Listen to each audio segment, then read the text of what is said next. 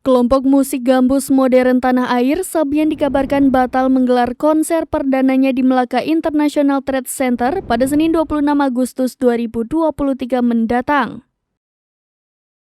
Kabar tersebut disebarluaskan oleh akun musik @sabian_gambus. Dalam postingan Instagram, Sabian mengabarkan pihaknya akan mengembalikan semua uang penggemar Sabian di Malaysia yang telah membeli tiket. Dalam keterangan itu juga disebutkan bahwa pihak organizer yang telah membatalkan agenda konser Sabian.